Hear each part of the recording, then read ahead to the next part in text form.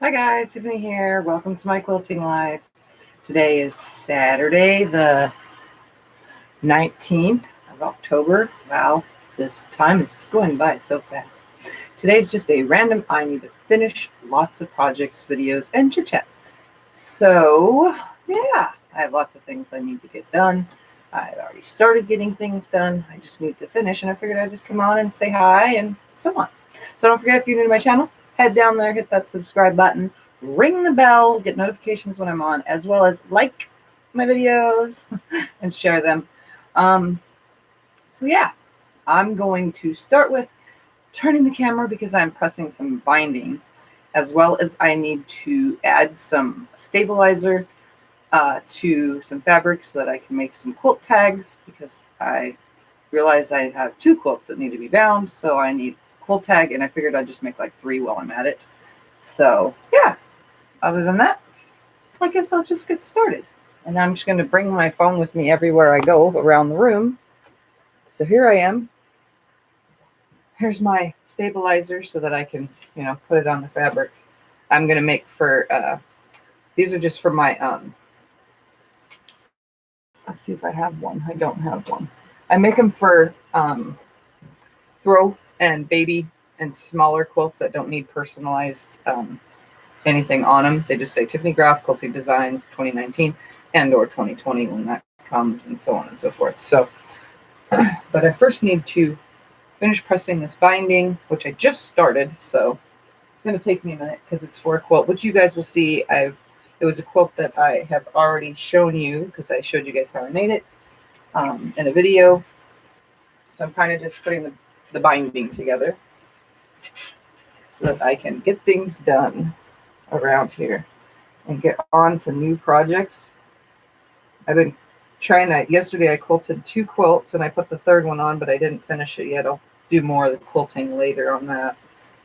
It's my baby triangle quilt. So if you are subscribed to my channel, don't forget to join the group so that you can see live streaming videos of me long arm quilting until I get my 1,000 subscribers here and can start doing live streaming from YouTube as well. So that's where it helps that you guys share my videos so that other people that are interested in learning to just randomly do things for general idea purposes, I guess, is what my long arming videos are. I'll start trying to do more tutorial style ones in the future. It's just hard with the mounting system that I have set up. Everything is kind of rigged right now. So yeah. How is everybody doing today? I see I have viewers, but nobody's talking yet. But that's okay. I'm on at a random, unscheduled time on a Saturday. Just trying to get some stuff done. Figured I'd come on and chat. And I know you guys have seen lots of binding videos. Lots of binding. Yeah, I tend to make so many quilts that I have to do lots of binding. So the quilt that I'm doing is an all pink quilt. So everything is pink all the way down to the binding. Lots and lots of pink. It's the pink quilt.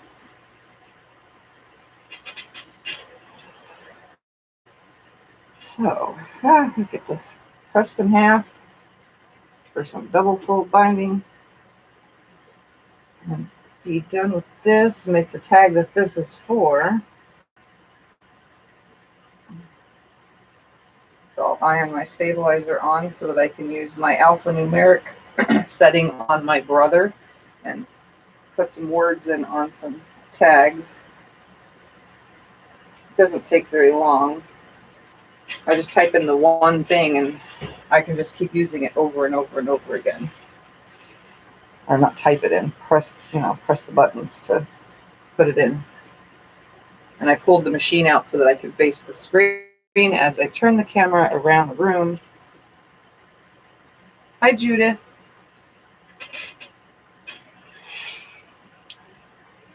So,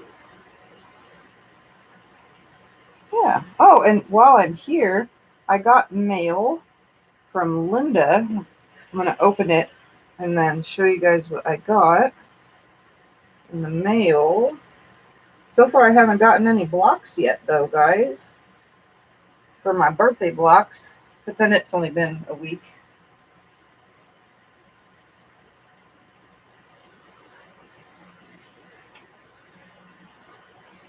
So hold on, let me put this. Once I finish right this, I'll grab it real quick and open it and bring it over here.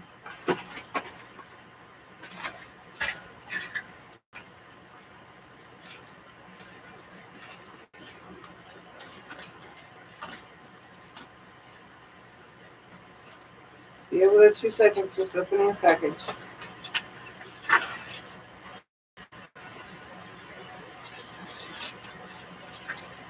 Oh my goodness, come on. There we go.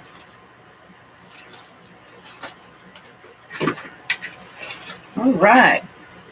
So you can't see the address. There's the back of it, and it's from Linda. And I guess that would be Wisconsin. Ooh, looks like, oh, she said she was sending me a book. She sent me 2 books.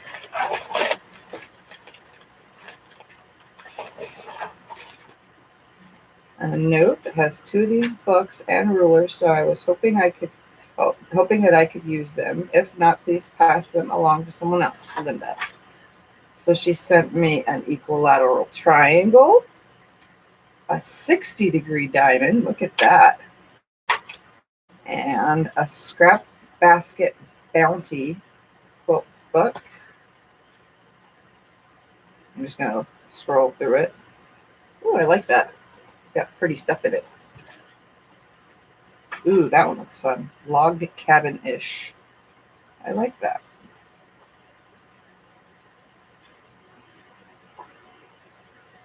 So definitely a fun book to use up scraps, because nothing matches. And a patchwork and quilting book, a Better Homes and Gardens book. Ooh, what are those? Embroidery designs. Oh, that's cool.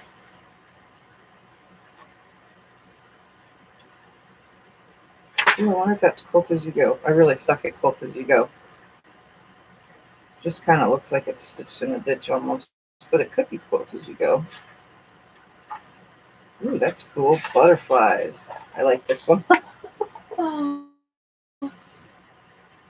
don't know how I would do it because it's probably paper. No, it looks like it's applique. So look at that. Fun, fun. Thank you, Linda. If you come on and see this or see the replay. Thank you, thank you. That was very, very sweet of you. Now that's open, now I'm going to have to stick it some marks. Stick it right there for now on the floor and finish this up. So that was awesome. I think she said that in the live last week or the week before. She was sending me a book. So that's awesome. Thank you, Linda.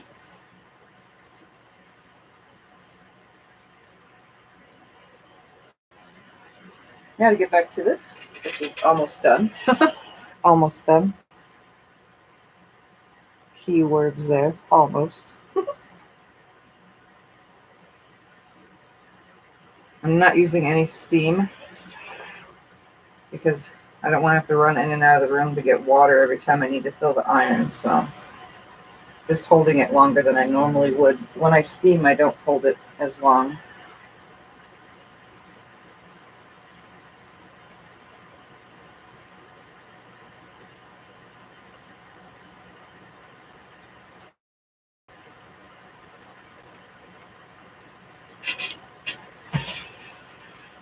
Oh, look at that. I'm at the end. All right, so binding will be done. Now to make the tags, or a tag at least. I guess I can just get one done, and then I'll show you what I am going to be finishing off in 2 seconds. It'll be a quilt that's for sale, which I'll post in my on my page. It's in the link below. It's a Facebook page that I can sell things on. So for those of you who are interested or might know somebody that's interested, that's where things will be posted for sale. I need to go on there and start like doing things because I haven't used that site, the page, in a while. So, all right, so here's some binding. I'll place this over here. I'm gonna grab, hi Betty, got your internet back. Glad to see you on a Saturday. Or nice to see you on a Saturday, that's what it says. It's nice to be here on a Saturday. All right, so I had this random strip left over. I kind of try to use scraps when I do stuff like this. So I have my fusible stuff that stabilizer. Ha, that's the word I'm looking for. And I'm going to line it up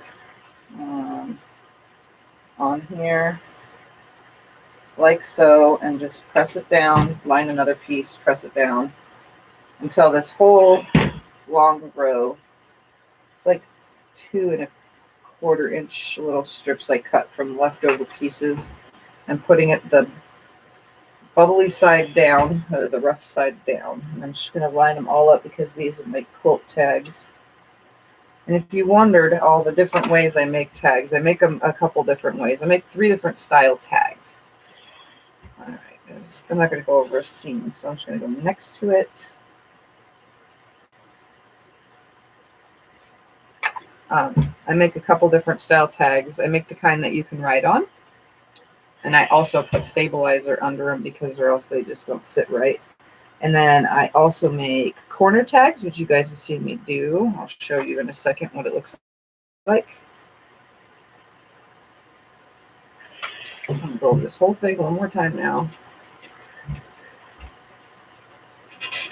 Make sure all that glue is nice and down. And then I'm going to fold it over itself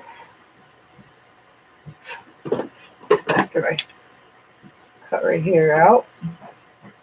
Again, this is just leftover fabric from long arming. It was just the side piece, and I keep using it and using it until there's nothing left to use of the fabric.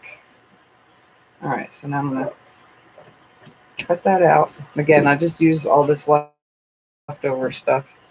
It's habit to not waste anything. Now I'm going to fold this over onto the fusible to where it's nice on the half mark. And I'm going to press it so that I have my line. You guys will see how I do this in a second.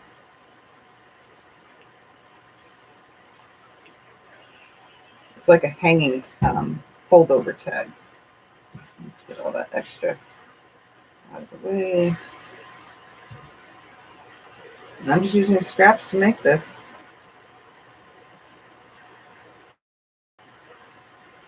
Come on, fold in half. There we go. Again, it's scraps, so it's actually not really that straight, but I'm not going to worry about that. So let me try to find, what do I have that has a side tag on it?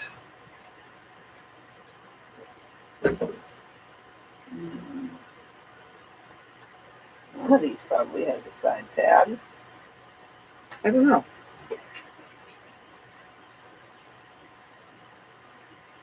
Okay, so I'm going to turn the camera so you can see. Hi, Teresa. Okay, so I'm going to come this way since I need to go over there anyway. I'm right here. And see, right here, let me turn this off. On this quilt, see this white thing? It's a tag like you would find on blankets and comforters and sheets, and I make a tag like that, but I put the interfacing in it, and it becomes hard, and after it's washed, it doesn't wrinkle up. It stays nice and flat. And or I do the corner tags with custom writing for whoever it's for on bigger quilts. And sometimes if it's specific to someone's quilt that they're asking for, then they'll get a corner tag. Even if it's a baby one, I just make it a smaller one, and it has less writing usually. So, but these are the corner tags. It goes in the bottom corner on the back side of the quilt. You guys have seen me do that. And then also, let me reach behind the camera real quick. I also do the write-on tags.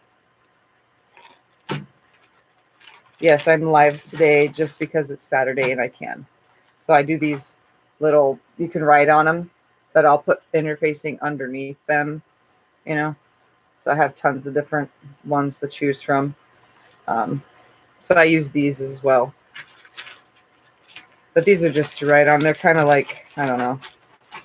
I don't like the writing on them ones as much as I like just to sew them. If I had an embroidery machine, it would make things so much easier to make a ton of these. Because then I can just embroider the words onto all these pieces and it would be nice.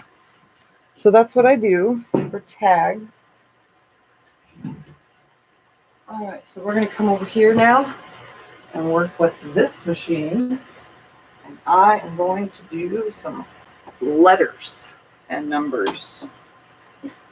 So what I do, I'm going to start with the big, huge, long one. So I find the side with the interfacing. And I stick an end in here to where my folded part is my top. The top crease is the side that I'm using as a guide for a line. What I do is I'm going to line my presser foot up so that I can write the letters along this top fold and write Tiffany Groff and then come back with Quilting Designs. So I'll do Tiffany Groff a bazillion times on here until this whole thing is filled up, leaving about half, because I fold and turn this. I fold it, sew it, and turn it so it's enclosed. And then I'll show you how I do that part. But let me put the whole Tiffany Groff Quilting Designs thing in here. Let me write all these letters down real quick because I didn't memorize them. All right.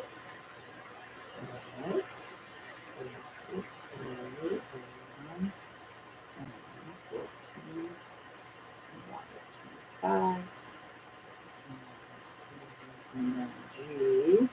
This is the alphanumerical thing on here. It's kind of dumb. It's all capitalized and retarded, but I write the numbers down. 6, 6. And then I do quilting Q. I'll show you how I do this. Q, how you been? I'm good. I'm fine. I've been busy. My hands kind of hurt from ruler work on the long arm last night. It's definitely a killer for arthritis. I did that on Facebook, so don't forget, if you haven't joined the Facebook group, join it, because that's where you see long arming videos until I get to 1,000 subscribers. Let's do quilting real quick. Hold on, let's write this down before I forget where I'm at. Q is 17, 21, I, 9, L, 12, T, 20,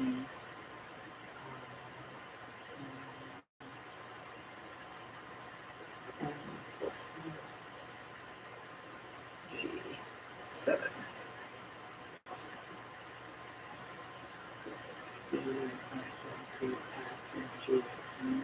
30 is my space button.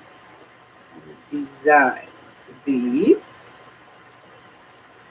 4, 3, 5, 19.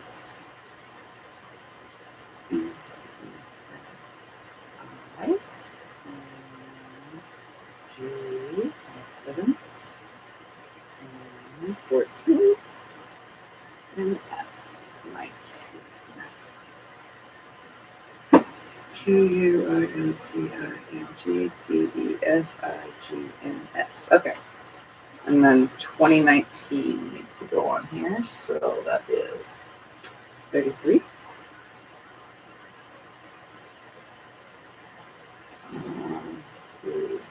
31. 32. And 40. Okay. So, like I said, I'm just going to take the end. I want the side that I put the fusible, it's for applique, and or for, it's really thick. It's a thicker one for like embroidery. It's a fusible, the stabilizer. So I'm going to come in about, I don't know, an inch, and I'm going to start putting in these numbers. So 20, 9, 8, start over. 20, 9, 6, 6, 1, 14, 25. Kind of is like a hassle to do this, but I think it would be with any other machine that you have to enter numbers in or choose a design, choose size, and blah, blah, blah, blah, blah. All right, 7,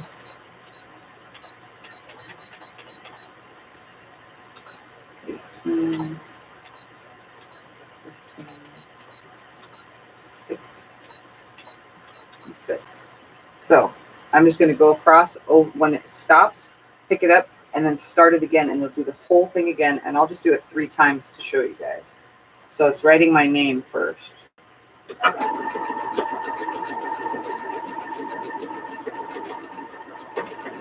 And I'll have to pick away all the connectors to the letters, but that's okay. It's no big deal. It's what I have my little sharp pointy scissors for.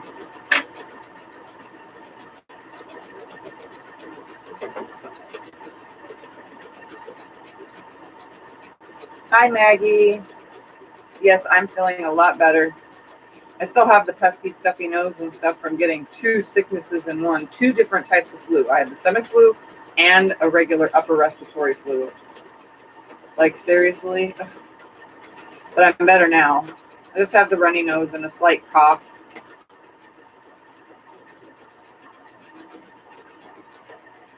But I definitely feel better. All right, so I wrote my name out. Now I'm going to pick it up, come down a little bit, and start another one. And it's going to start the whole thing all over again. From T to the Groff part. Actually, I'll just do 2, just so that it goes faster for the video, so I can show you guys.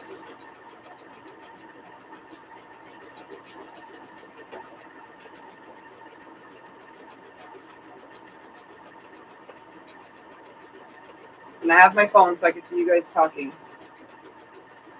And I put the I pulled this out so instead of me facing a wall, you guys can actually see me.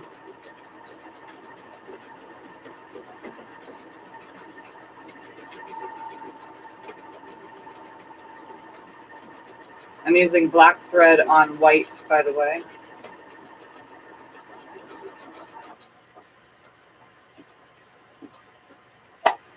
All right. So I'll pull this away, and then I'm going to put the next words and letters below it. So let me just clip these extra threads real quick, and then I'll just do the next line of word. And then I'll show you guys how this comes out and how I put them together to put them on a quilt. So I line up the next row. And then I delete all the last numbers and put in the next set of numbers. 17, 1. And since I don't have embroidery, this is the best thing. It was the next cheapest option.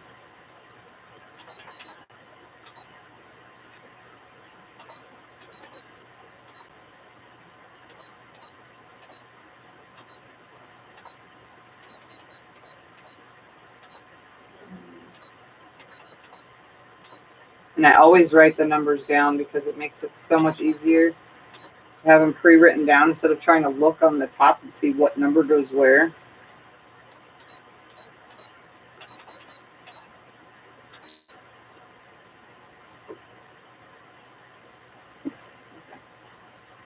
Okay. 2, 9,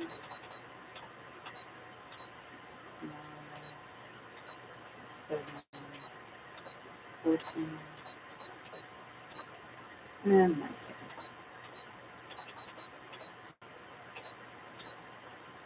All right, next set of letters going in.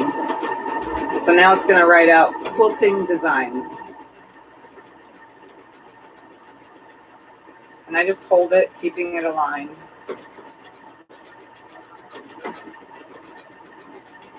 I mean, for the money, I guess this works for this cheapy little machine.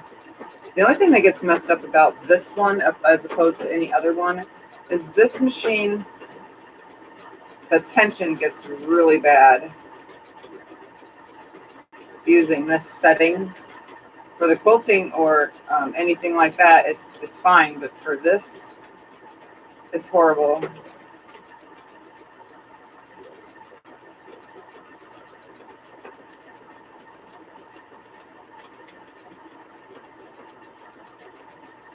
Oh man, I kind of went too far.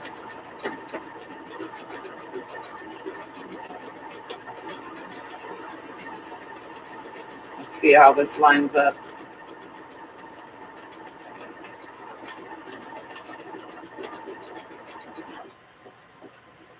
Oh, that should be okay, I guess.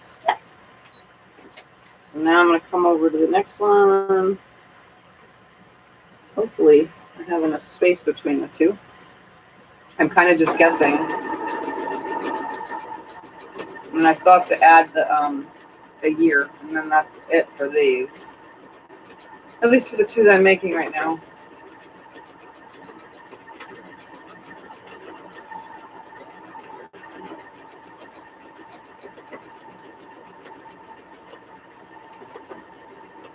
So I'm going to have to add to my end right there. Didn't stick.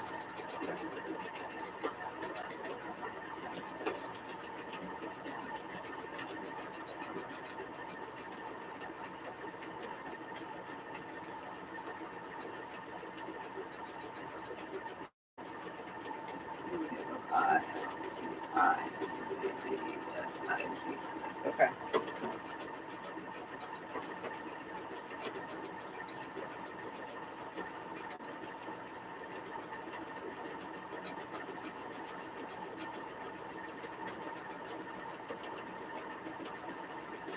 Hi, Lynn. Welcome. Okay. So now all I need to do is put 2019 on these two because I'll have more than one to do for the year of 2019. But I do need to go back and fix the end, and I'll show you what I'm saying because I'll fix that later and just use the second one because the end did go properly.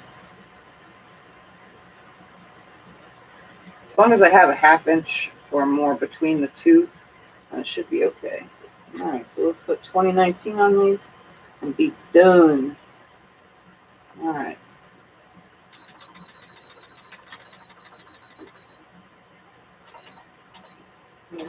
Three, 31, 32, and 40.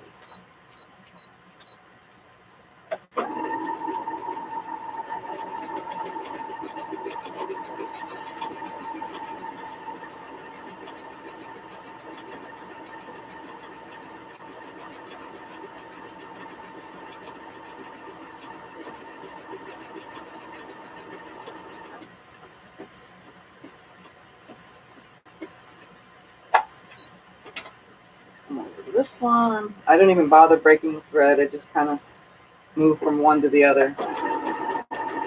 And then I'll clip it all away. And I'll only clip away one for now so I can show you how it works.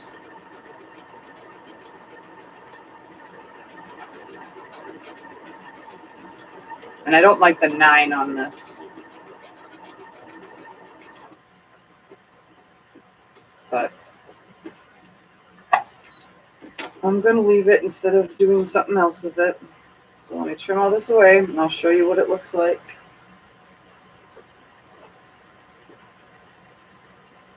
Okay. So at this point, this is what I have, and I have to trim things. So this is what it does. Alphanumerical. And it's never perfect. As long as in between I can cut them and still have a 1/4 inch on my edge.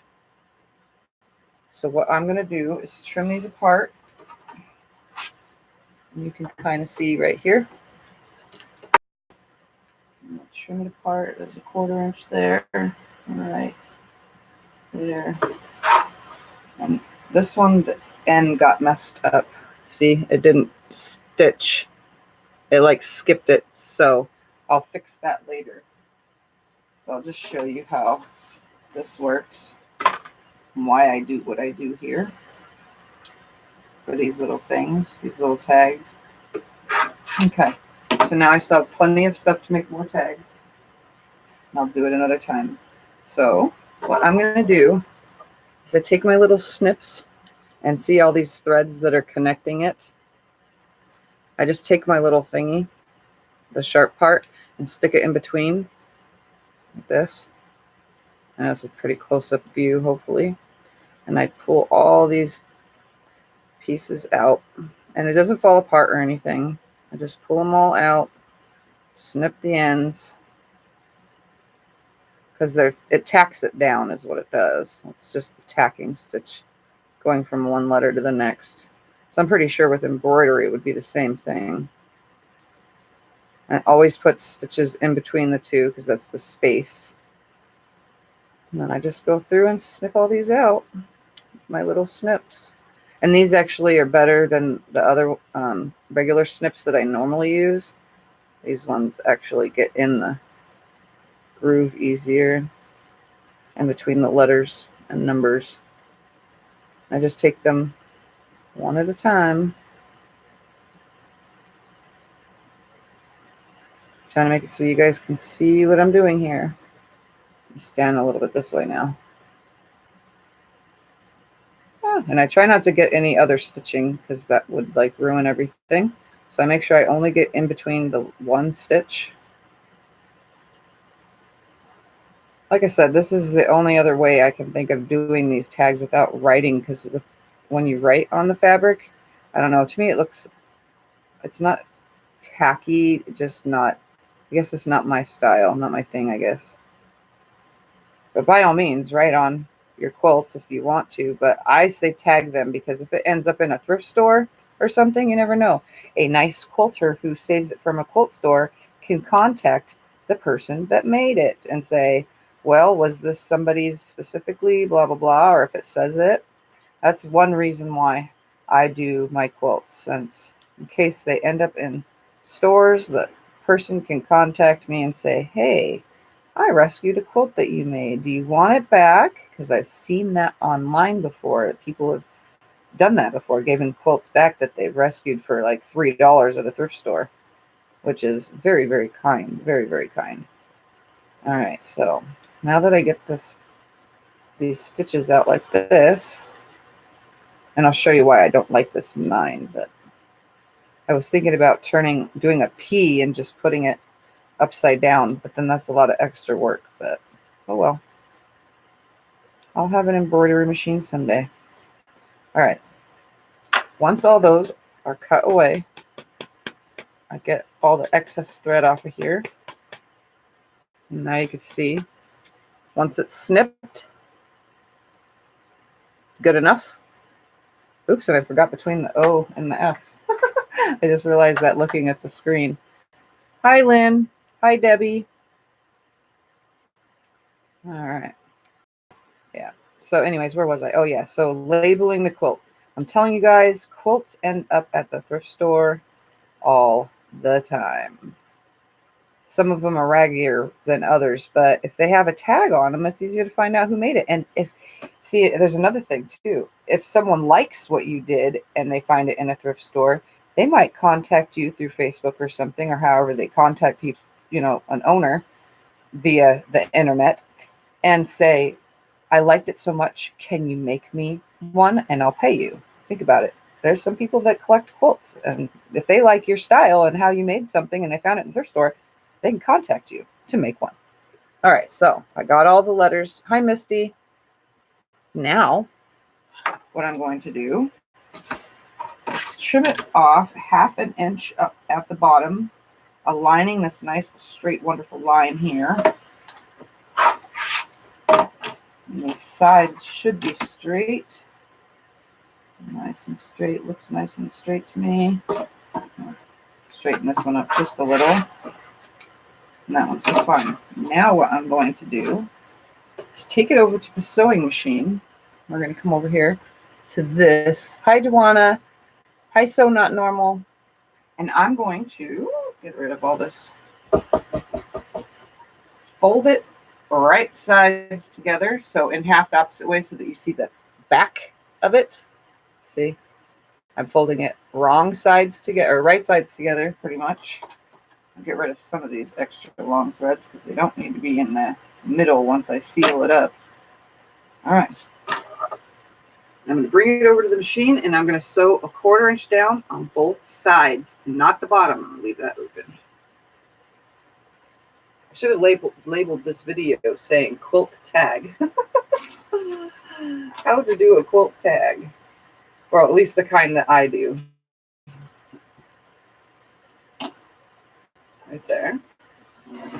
Using white thread, I'm going to tack that end down and tack this top down.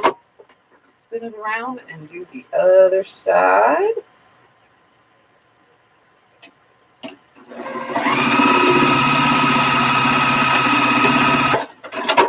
Then a little trick. So now, yes, there's stabilizer. So now these sides are sewn. I'm going to take the top folded edge and just cut away right there, like this. Kind of more than a 45-degree angle, but not my stitching. You can see my stitching is still there. And now I have stuff on my sewing machine. I mean my computer. Now I'm just going to flip it like this. Take my little scissors and point my little corner out. My iron, I gotta turn my iron back on real quick because I'm gonna flatten this darn thing because it got moved around. So there's my little tag so far. Give me 2 seconds. That way this is laying nice and flat when I go to put it in the thing. So I'm going to take it now that it's right sides the right way, and I'm just going to give it a nice flattening press pretty much. Those corners were out, so it should lay perfectly flat. And with the stabilizer, like I said, even after washing the quilt, it, what's the word for it? It doesn't bend or fold. It just stays a nice little tag. All right. All my letters are on here. All the thread is out of the way. So there's my tag. And now I'll show you how it goes in. Oh, let me turn it this way so you guys can see what it's going on. All right.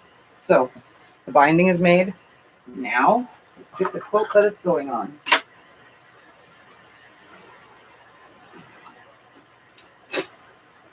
So you guys remember that all pink quilt that I made just randomly because I needed to make something? Here it is. Let's see if I can see it in the screen. Yep, I can.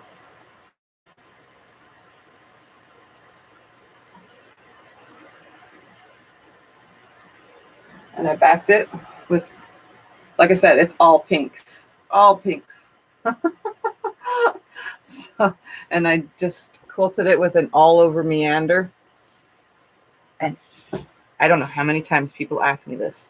No, I do use a computerized quilting machine. The only thing that runs off of a computer is turning the machine on. I was just asked this the other day. Your work is so pristine, I would honestly think that you're doing it from a computer and lying. Well, if you've been in my garage, it is not on a computer. I'm not lying. So I'm just trying to make sure that the 2 people that had asked me, if you see this video, this quilting is just me. And yes, it is a very, very accurate stippling or meandering. It's very, I keep it a 1/4 inch away as I go from each and every individual line. You can see it's very, what's the word for it? I just know what I'm doing. I pay attention to detail and I just watch my stitching. And every single one of these is different. So if, say the 2 people come to me, 2 different people, but they made the same quilt and they both want the same stitching, they're not going to be the same because it never comes out the same. It's not a computer generated thing. So it's going to come out just however it comes out. And I can do smaller. I can do bigger. I tend to, in a way, I don't know how I do it, but I can go from big stippling to really tiny all in one thing because I don't realize I'm doing it on my own. So I got to watch myself, but this is what I do. So Anyways, this is what's getting pink binding. Thank you. Thanks, guys. I think it is. It's very adorable. Okay. I have white and white, white, white. All that's white. I need a pink, though, for the... Oh, yeah. I need a pink thread. I don't know if I have pink. So that when I top stitch my binding on, since you guys know me, I don't hand sew. So we're going to go over here to my drawer and see if I have pink. And unplug the iron while we're here.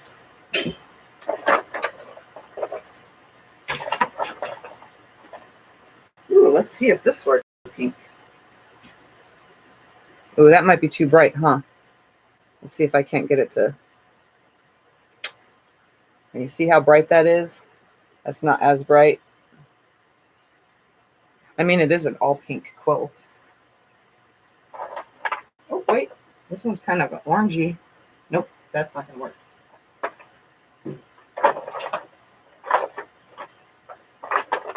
Wait, here's light pink. Nope, that's not going to work. But I'll leave it out just in case. Oh, maybe this is it. Look at that. The perfect pink. All right. It's surprising, but I'm not putting pink in the bobbin because that's going to be on the back side of the quilt, so nobody's even going to know. I'll just put pink in the top. I'd be interested in your pricing. Pricing on what? In just making a quilt in general? Or this specific quilt that I said will be for sale? Because I think I said that a little bit ago, that this one will be one of the ones that's for sale.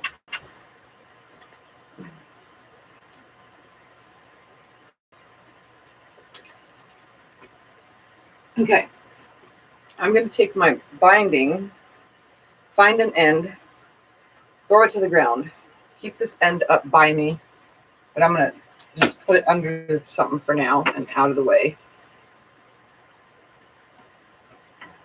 Long arm quilting. Just message me on Facebook. In the link is below. It's the one that says Quilts by Tiff. Just message me there and I can tell you everything. All right. I think there is no top or bottom on this, so I'm just going to put the tag right here. And first I sew the tag on. Before I do anything, I'm going to take this tag. I'm going to make sure that it's my stitching side facing up. I'm going to adjust my little thing, my guide, to make sure everything's legit. It's down in this bottom corner. And I am going to stitch this thing on with a 1/4 inch seam, because that's what all my binding is going to go on as. So I'm just going to stitch this tag on right here. And I back stitch at the front and back, but it's going to get more stitching once the binding is on.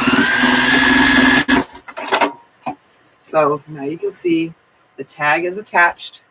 So it's just like a blanket tag, if you think about it, you know what I mean?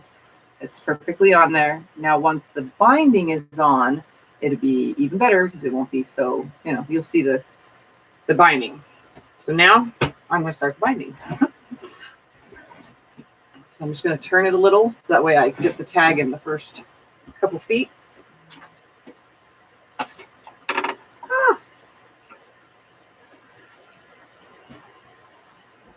So I'm going to take and make sure that there's no seam ending up in the corner. So I'll just come about right here and I'll start stitching and get this on. And you guys have seen me bind a bazillion times, so I need to explain any of this. We can just sit and chit chat while I'm doing it. And I'm going to change my stitch length, because I always change my stitch length for binding. Right now I'm just using the white, and I'm also doing a 2.5 inch binding. Usually I do 2 1/4, but I'm doing 2.5 for a nice front finish look. To me, it looks nice. I don't care what anyone else says. No hand stitching for me. Trust me, I've tried. Can't do it. actually tried just very recently for a little side thing. I just cannot hand sew. Don't know why. I just can't do it.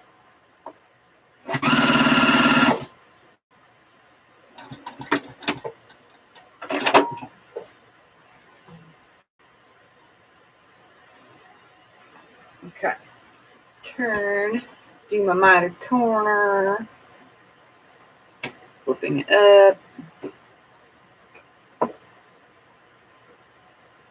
And then back down onto itself.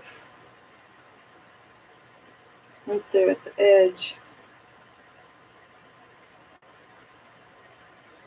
Yeah, when I was talking about the long arm quilting earlier, yeah, I can't believe, I mean, it's not a mean thing to ask me, but they're like, are you sure you're not using a computerized machine?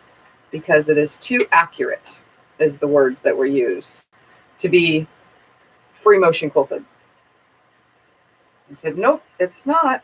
It's all me. I mean, I don't know if that's considered rude to ask me or a compliment saying that I'm as good as a computer. I thought it was kind of funny, I guess. That's why I had to say it out loud.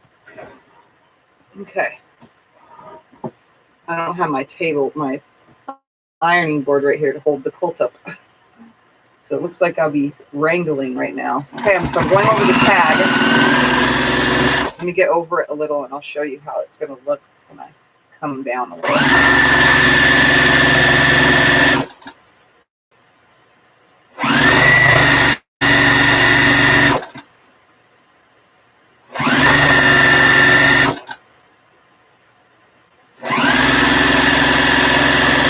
Okay, so here's how the tag works. So say it's on the back. When I go to fold the binding to the front, like so, okay, once it's on the front and I stitch it down right there at that 1/4 inch all the way around.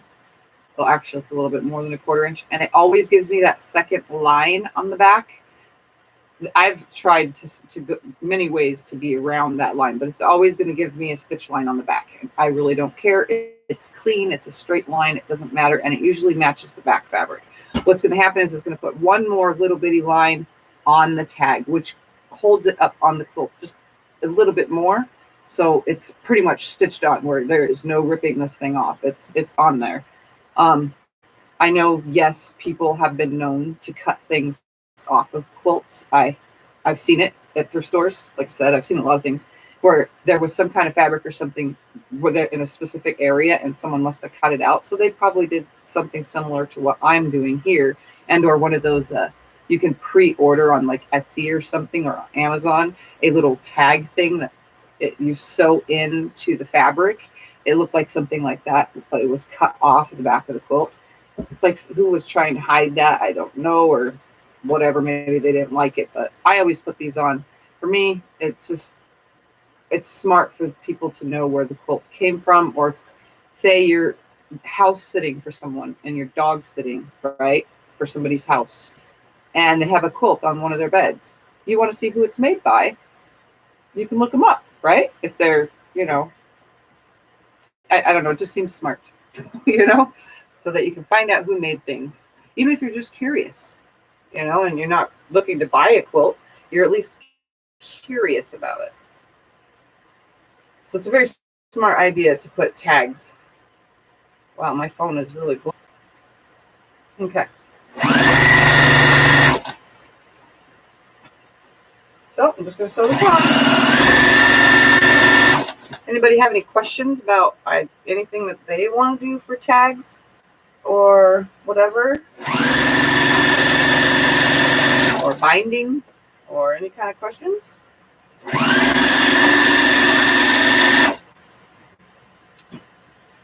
And of everything that I do, binding is usually the fastest. I could probably bind faster, like, I don't know. If I wasn't chit-chatting or not paying attention, I'd probably bind a lot faster.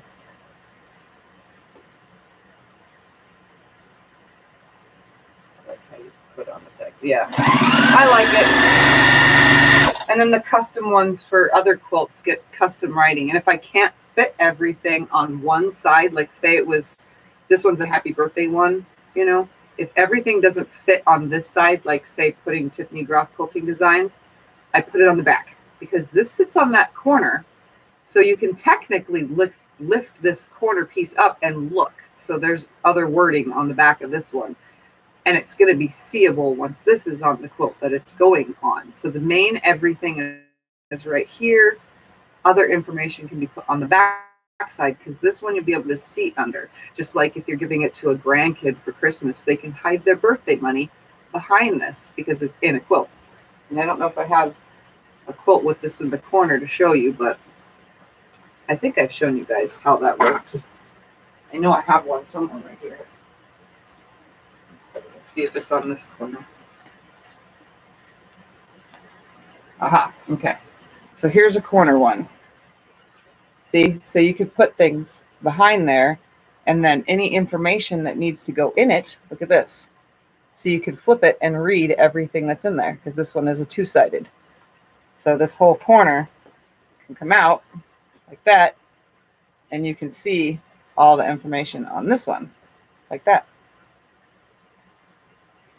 So the quilt tag, and then the grandkids can put their secret stash money in there or something, you know what I mean? Or whatever. So that's how that works.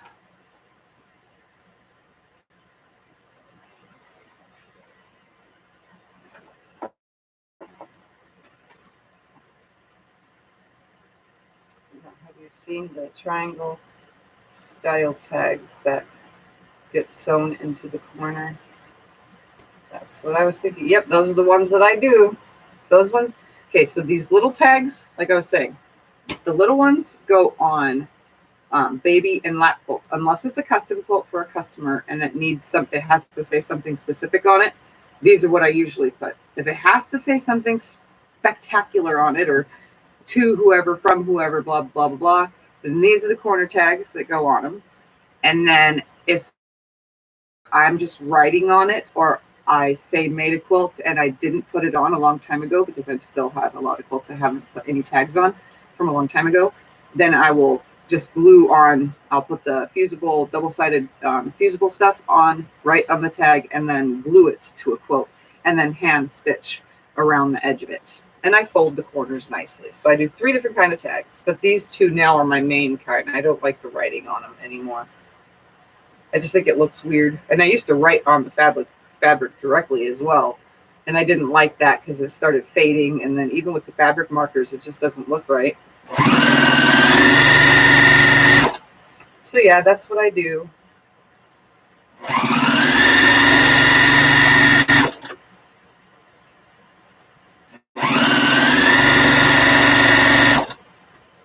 All right, coming to the edge of this side. Turning it again. Line this nice, beautiful corner up. I do it so many times, it's like becomes second nature to make a mitered corner.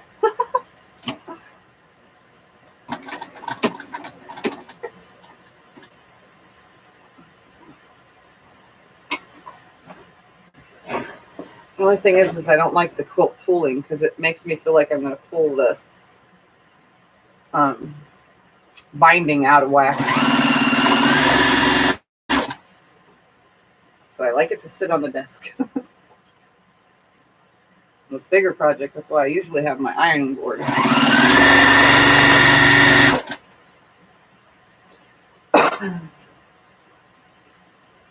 Have you tried iron on t-shirt transfer paper? For tags, you mean? I have some iron on. Sorry. So I have some of this t-shirt transfer iron-on stuff, and it needs to be printed on, and I forgot what size you print on. I think this is the iron-on side, and this is the printed side. I'm not sure. I forgot, and I lost the directions, and I cannot find them for the life of me. But I have a roll of it. Well, it's a roll of papers. They're 8.5 by 11, the size of any printing paper. but I forgot which way they go.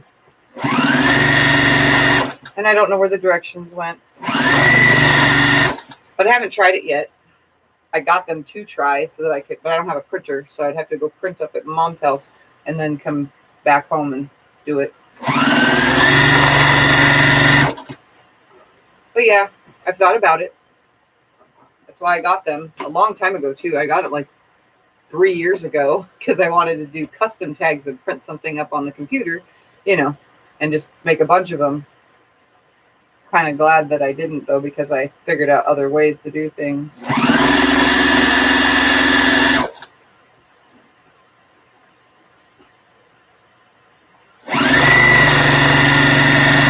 This is definitely going to be a quilt for someone who absolutely 100% is in love with the color pink. I love the color pink too, but purple's my favorite. Diane Mitchell. Hi, Diane. Really like the idea of a tag. They are a work of art and they should be signed. Yes, exactly.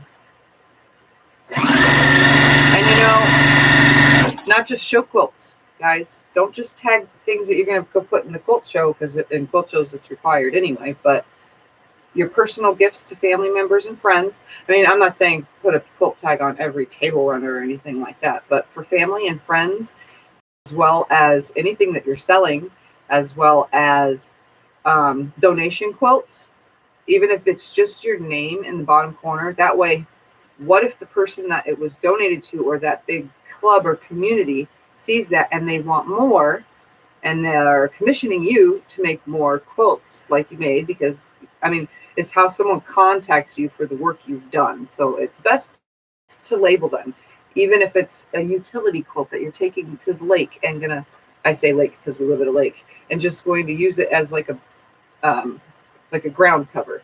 Label it anyway. Just, you know, because if it ends up in someone else's hands, they're going to want to know who made it. That's the whole point.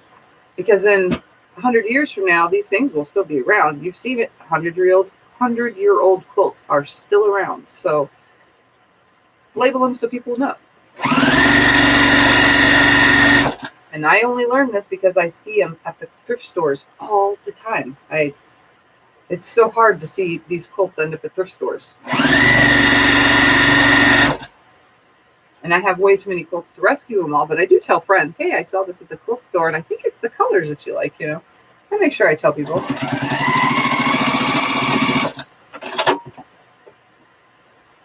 Sent a message on Facebook, but forgot you make custom quilt make labels. Okay.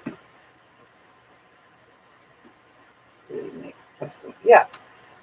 Sent message on Facebook, but forgot you. Will you make custom quote? Yes, I will make custom quote labels. Yep. I also bind, but I bind my way. I don't bind hand like other people do. I sew onto the back and then flip to the front. So just so you know, I had another couple people that wanted me to bind for them too, and they loved the way it turned out because the corners came up great. But some people prefer it hand stitched, and I don't do that. I'm not a hand stitcher. I literally put my sewing skills to the test in the middle of the week, this week, and I just can't do it. I really messed up so many times. Yeah, it's really bad. I don't know what it is. It may be my brain. My brain and sewing machine work great together, but my brain with my hands, I don't know if I'm not seeing it correctly, or as soon as I went to, you know, pull to see if it was tight and if it was good, the whole thing ripped right out. So then I tried again. Pulled on it. It was a little bit better than the last time, but it was so sloppy. Third time I did it, it still ripped right out. So I gave up. I did what I had to do by machine, which was very sloppy and stupid, but nobody's ever going to know. And you guys will know what I'm talking about soon enough. Just not today. Yes, it is very hard. Let's see. So, let's see, blah, blah, blah. Your niece goes to estate sales looking for quilts. That's awesome. I inherited a couple of quilts from grandma-in-law. Seeing her handwriting with just the year is almost as precious as the quilt itself. That's awesome, because at least you know who made it always and forever. And if it gets passed down to any more other family members, going to go, that was great great grandma, and then the next ones will go, that was great great great grandma, and so on and so forth. So that's awesome. What year is it? So not normal. How old is it? I love old quilts. I don't know where I would put them though, because I'm not, I like things to be out, and I know that those things, some of them have to be taken very special care of and can't be used, or have to go in some special, like, I don't know, container or box or something.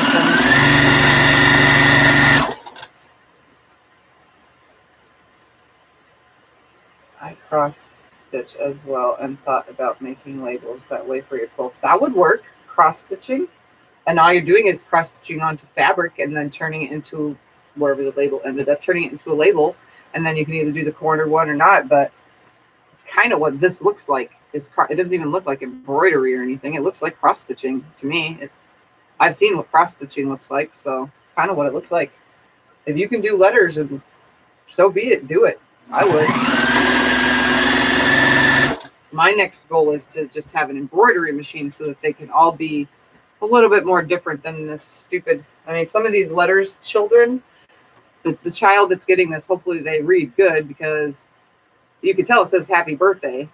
But I mean, smaller children that are just learning to read, they don't know what all capital letters are. You know, they don't know what all lowercase is. This is all in capital letters. So some of the letters look weird. And the 9 does not look like a 9. I've been extending the 9 out by turning the machine on a straight stitch and then kind of going like 2 more stitches down to make it look more 9-like. When 2020 hits, I won't have to worry about that. I'll just put zeros and that'll be fine. But right now it's still 2019. So my quilt tags have that funky looking 9 in them. 1976. Wow, that's awesome that it was signed and everything.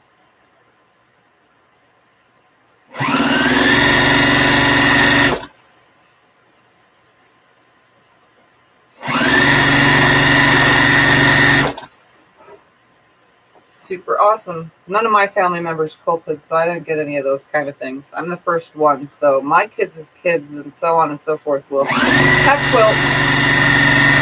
And everybody else that's gotten quilts from me in the past now, past and present and future, will have quilts to go on,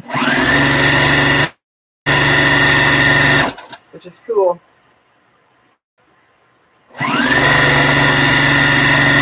And the only time I put an exact date on something, like is if it's a birthday date and that my deadline was a birthday. Oh, look at, I created a tie knot somehow by throwing this on the floor. That's funny.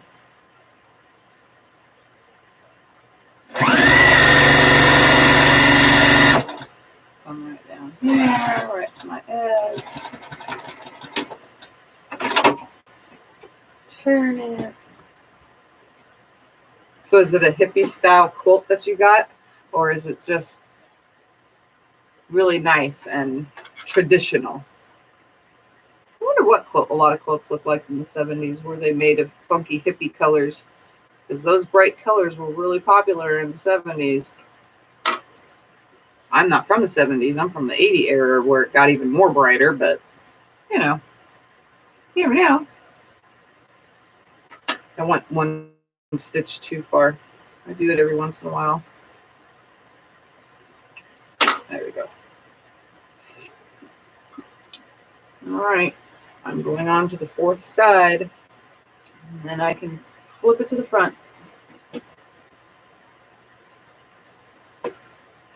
And be done with this one and go on to the next, because there's another one that needs to be bound, which goes to that tag.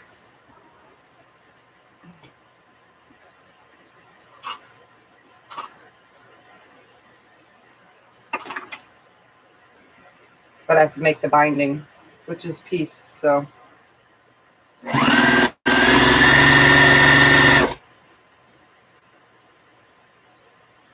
Alrighty.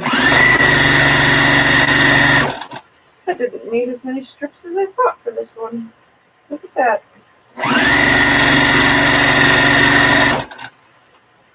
It'll just go in my strip pile for leftover binding. I have a pile that I stick all the leftover binding in that's too short and or whatever, and I'm going to sew them all together at one point in time and use them on a scrap quilt. Just put all the scrap pieces from all the bindings on one quilt, or maybe more than one quilt. It all depends. But I've been saving them.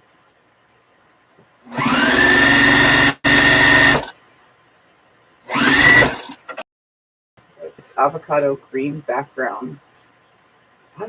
I did an avocado green background recently. Oh, that went to a customer. That's right. With scrap piecework. That's cool. Very, very awesome. Treasure it forever. Forever. Don't let it end up in a thrift store. All right. Need me some good scissors. You guys know how this works. For me, at least, I do this so differently than anybody else. So I start by cutting a nice straight line. Take my ruler. I put my 2.5 inch line on the end of the line that I just cut. You can see. So the 2.5 inch, the line is this way. My 2.5 inch mark's that way.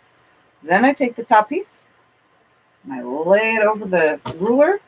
I stick my scissors in between, angle the scissors, and trim. And then if it's not a straight line, because it never ends up a straight line, I either scissor cut it, which I'm doing, barely any off, and or I use a ruler. Then I put it right sides together. You know, make sure both folds are facing each other, that you didn't flip or turn anything. It's very important to do that. Bring it up here. I'm still holding those sides. I don't even bother with pins. When I first started doing binding, I kind of was really sloppy about it. And now I've done this so many times now, my way, not accurate way, that it's become second nature to do it without pins. So I just hold it, bring everything up. Kind of hard when it hangs off the table. It needs to be on the table. So I'm going to line it up. You could throw pins in it. I want that to stay right there. I'm going to put my needle down right in that corner. Didn't grab. Right. Stay right there. Don't move. Stay. Talking to the fabric. It will listen. It will listen.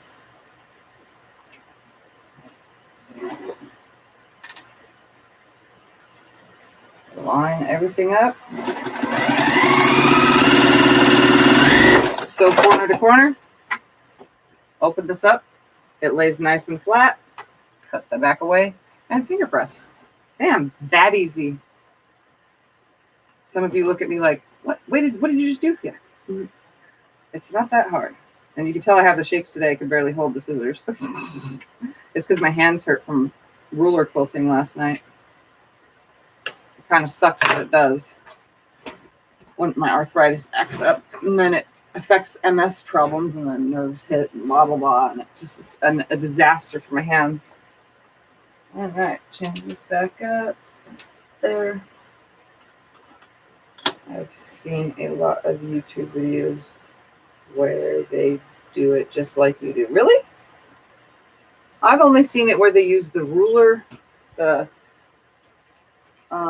what is it called? Hold on, I know what it's called. It's called something. The binding tool and a 45-degree square. I've seen that, but I don't really watch binding videos either, honestly. Maybe I'll look some up and see. I've never seen anyone else do it the way I do it. I hope I forgot to finger press that. I was wondering why it was kind of laying a little funky.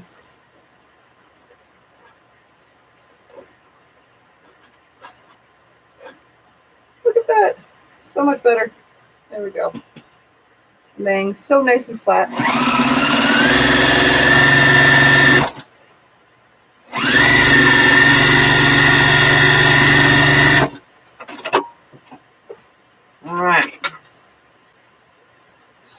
snip away my start and ending threads. And now let's flip it over. Oh, let's change out the thread color first to this beautiful little pink. This is going to be weird.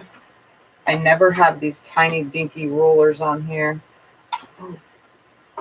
That means I need that little cap or else it's going to grab. Hold on, I need my Juki parts.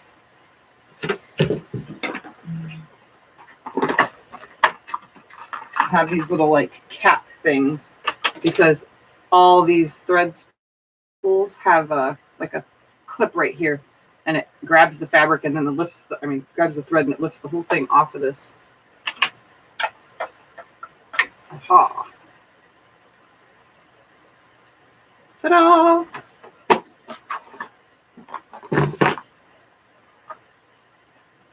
Wow, my new shirt is covered in thread. Okay. Let's get some flipping done. Sewing. All right, let's pull this thread out. I'm going to reach over it, turn that other machine off, and thread this through. And now this Juki is really awesome. I probably won't have to adjust the tension once this thread is in here. It is a totally different brand and totally different weight and so on and so forth. But guess what? This Juki, it's not that it doesn't adjust itself, but it is very not picky. Ever since I haven't been using it as a mid-arm, it is very not picky with thread. Just straight stitching, I could put whatever thread I want and never change the tension. I'll run it through just to make sure because I'm using two different kinds of threads. I have my white thread that's right here is what's in the bobbin. And then this, I'm pretty sure, I don't know what it is, probably some kind of cotton. And it's old. It's got to be at least 10 years old. There's my little... I have these little pieces right here that I use to run thread through. And I look at it and go, beautiful stitching. We're going to do it one more time. Let's see. I got to look at it under the light. See a little bit of pink in the white. So I'll just tighten it just ever so slightly. Usually don't have to, but ooh, look at that. Much better. Much better. There we go. Throw that out of the way. Move my magnet. Okay. I'm going to find the tag, and I'm going to start where the tag is. That way I can make sure that it doesn't flip. So, let's put the whole thing up here.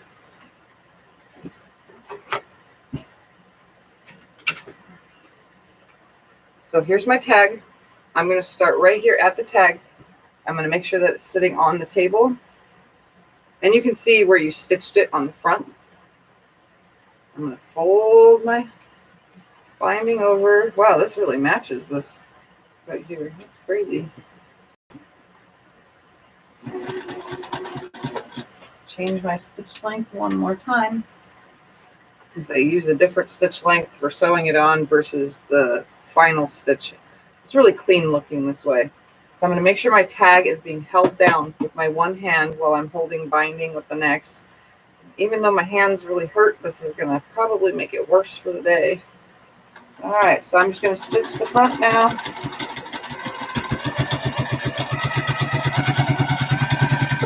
Right, and you can hear how much thicker it is going over that tag. I know you can hear that. Oh, now it's done going over it. I'm going to put this mitered corner on right here, and then I'll come show you how it looks with the tag. Let me just do my mitered.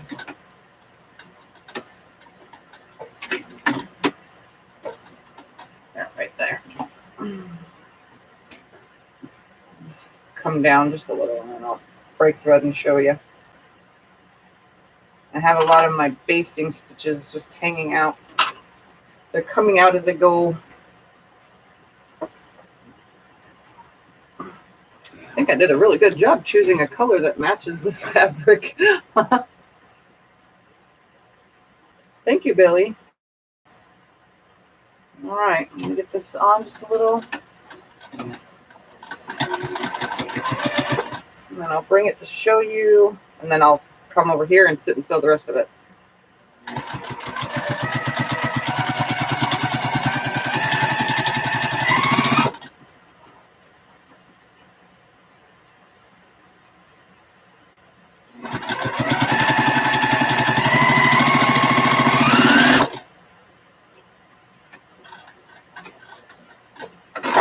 Okay, just so that you guys can see how this works with the tag. Okay, so here's, if I can untangle, there's the front side.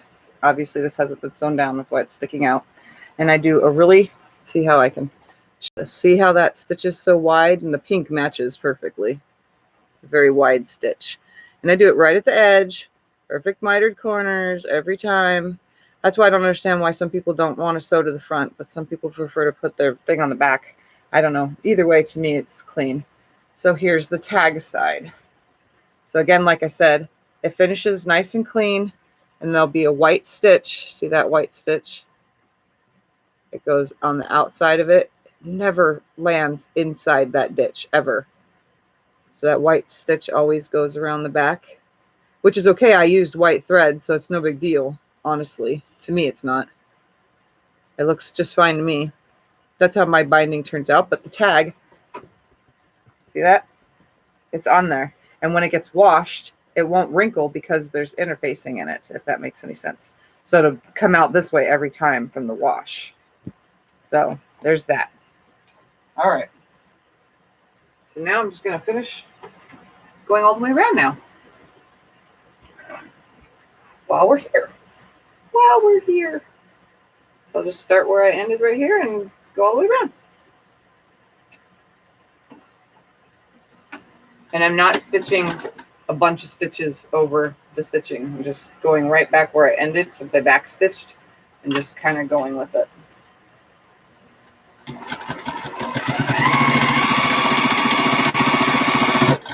And this pink blends perfectly.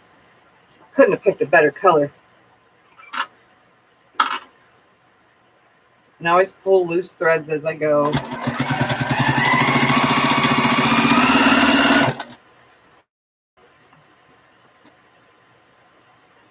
And I just use two hands to put it on.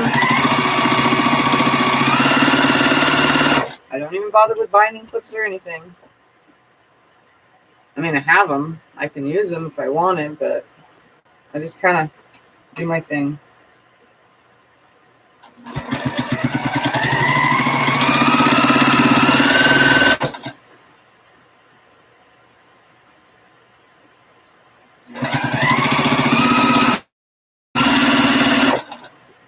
And this is how I finish quilts.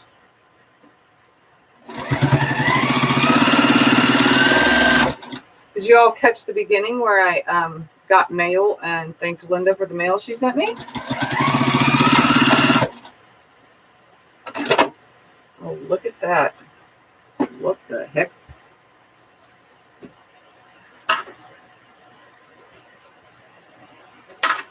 All right, so this did not stay very well on my little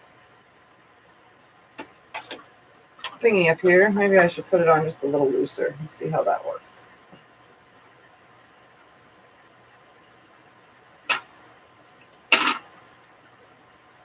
That is okay.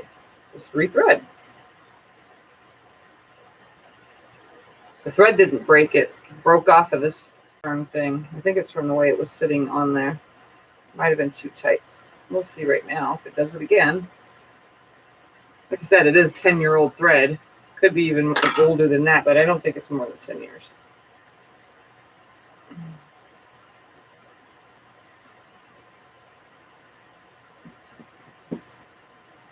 Okay, let me grab it.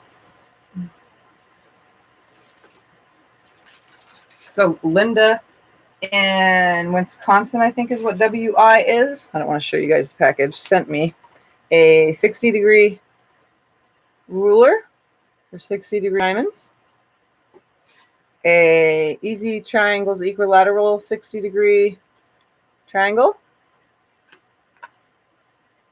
a little note saying that's what was in here, a patchwork quilting book, and a scrap basket bounty scrapbook book. So that was nice. I remember in a video she said she was going to send me a book, but she sent me all this instead. So that was really nice. Very, very thoughtful. And again, thank you, Linda, when you do come on and see this. Oh, nice if I didn't just leave that there. So yes, very awesome surprise in the mail. Is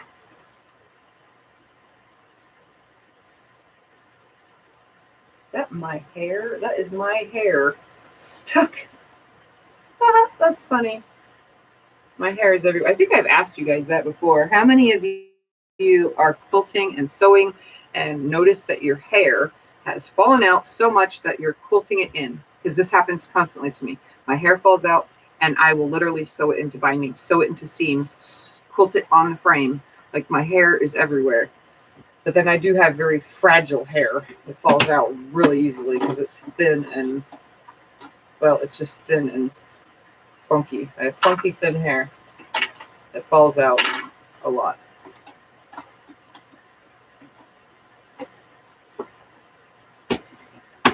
Anyways, yeah, there was my gift. My funky hair is in here, literally stuck to my machine. That was so weird. Anyway, let's find out where I was. I was right here, I think. Yeah, there it goes. I just do one back stitch back and forth real quick. Or not real quick, I do it really slowly, but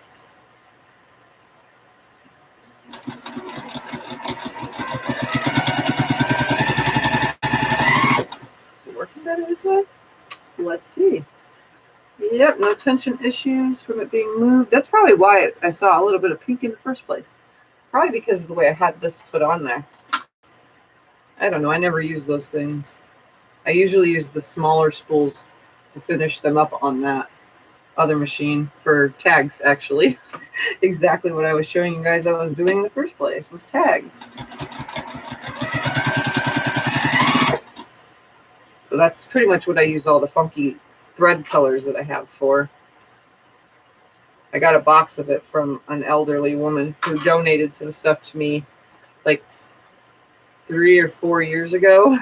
She goes, I'm pretty sure the rest of it's all 10 years old. So maybe it's 13 years old by now, but you know what I mean.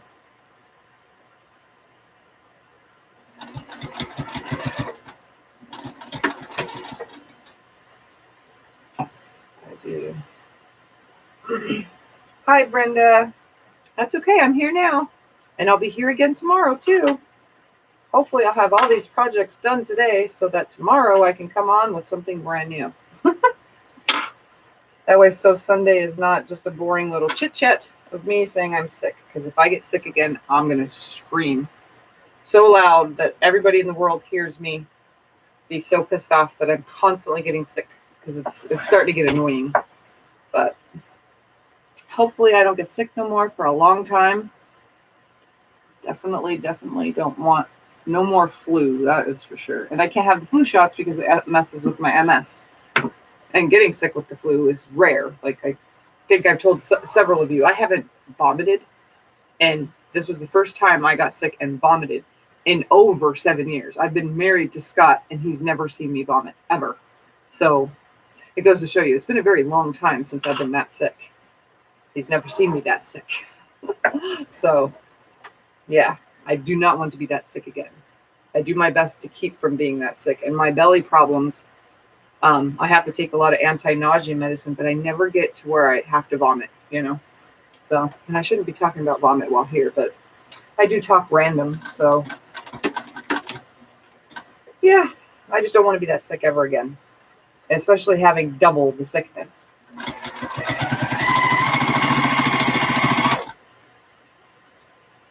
Seems to be good now. Yes, I'm feeling a lot better.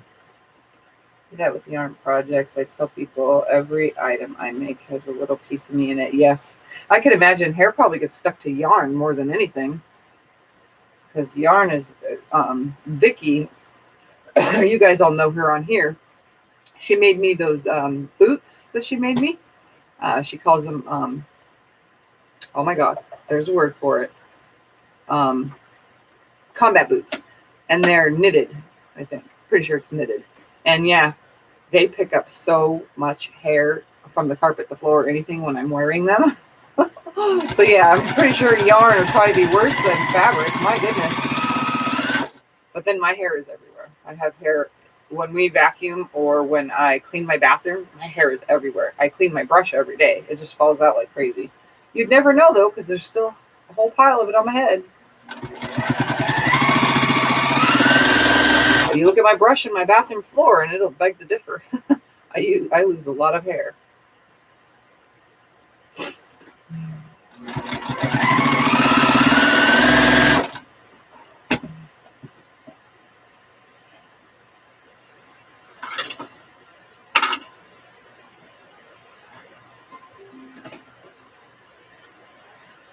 I really love my personality. Well, I've always been told I'm very easygoing, hyperactive, easygoing though. I'm not the hyperactive, hard type person. I'm silly, friendly, happy person. And even when I'm miserable, I still can produce a smile. Like seriously. Did I do it again? What the heck is going on here?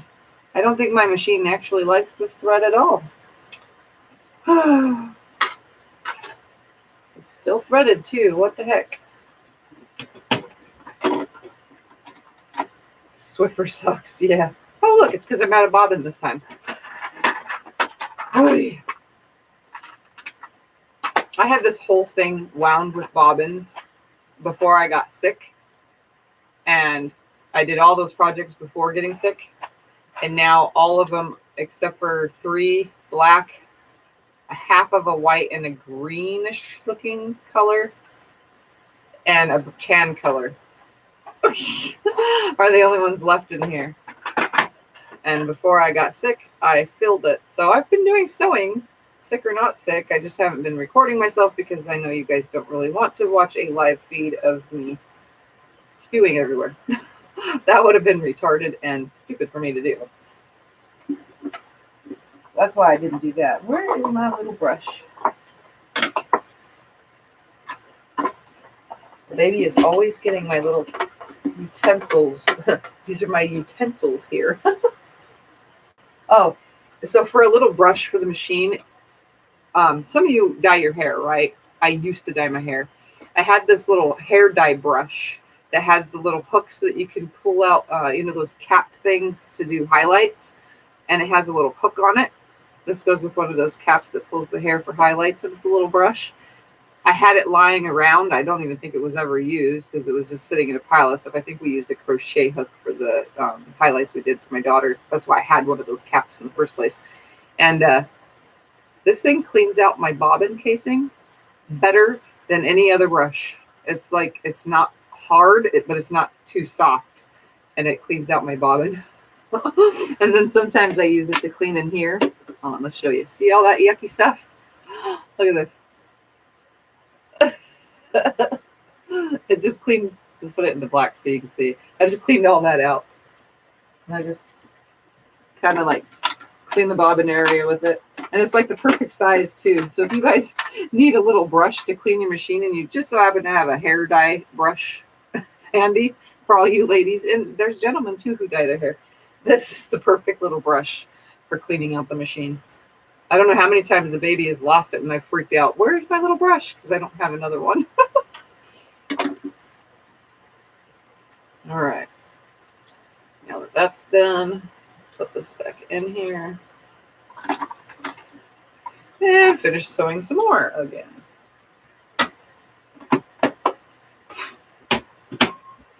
Back to where I was. I'm going to trim away all that excess thread though.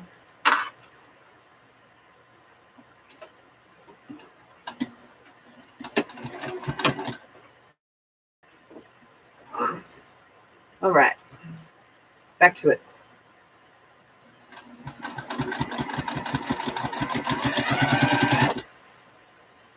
Nice little stitch. Okay.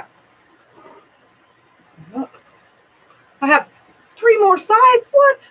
I'm only on side 2. I mean, 2 more sides. I'm only on side 2. Oh, my goodness. All this chit-chatting. It's got me behind.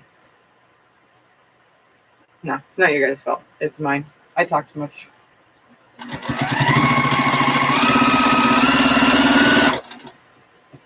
Holy moly. This says I have 30 people. Do I really have 30 of you here on a Saturday? Wow, that's actually the most in one video. I'll have to congratulate myself and give myself a pat on the back for that one. I've never had more than 20 in a video. 10 more than my last time. That's crazy. I also got to thank all my new subscribers lately. The numbers have gone up. We're getting there. There's only 300 and, hold on, I don't do math very well, 332 more people I need to be able to do live stream from any device. So come on, 332 more people, get to subscribing.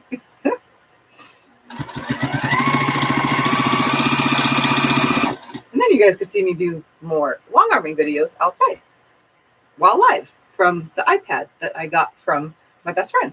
It's not mine, it's his. He brought it for me to borrow because it has amazing video quality.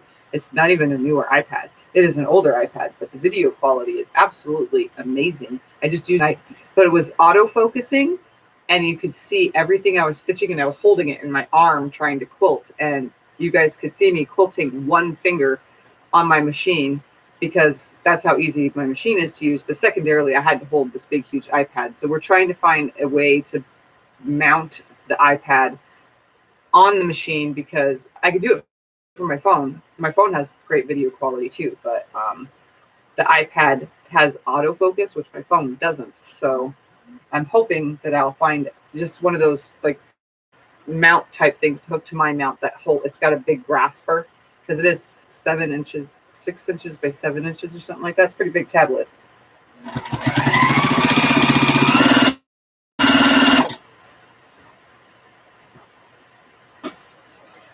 I use small paintbrushes and pipe cleaners. Oh, for cleaning it out for the little area. Yeah, this thing I think came with a little brush, but I don't use it.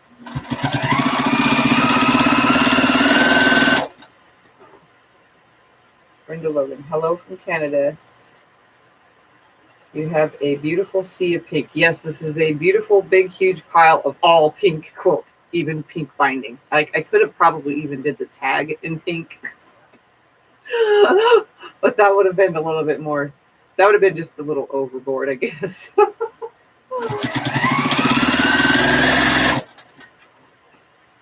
So yeah, this is the never-ending pink quilt. I mean, there's reds in it and stuff, but there's pink in every single square. But welcome from Canada, obviously. It's nice. I like having people from anywhere and everywhere. There's lots of you that are from all sorts of places, which is awesome.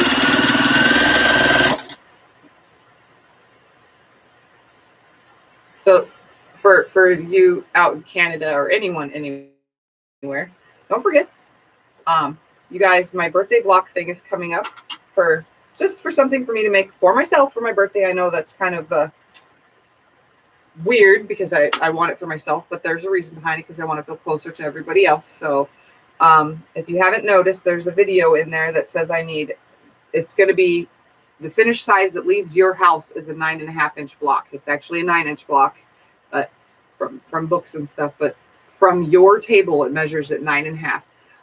In your favorite colors, your favorite block, your style, your whatever, send it to me for my birthday.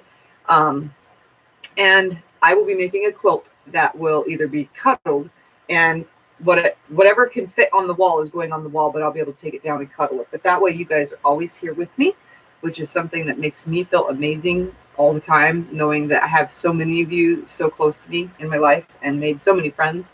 So having everybody here in block form will just be 100% better than it is just virtually. So send me blocks, guys. Don't forget.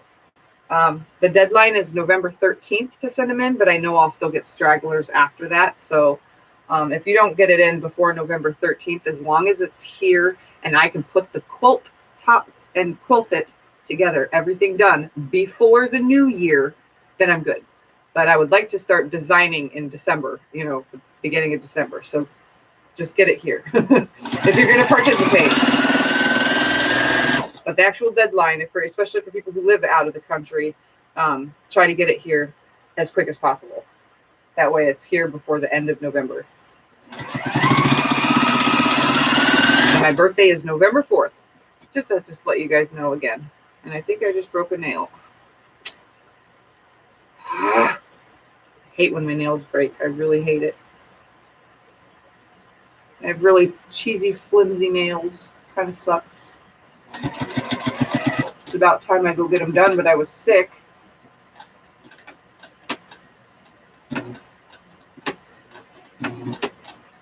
Stay. Stop. There we go. Oh, the machine wanted to go farther.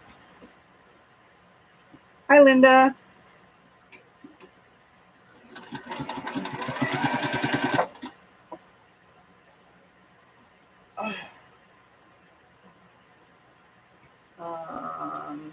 Cat Guard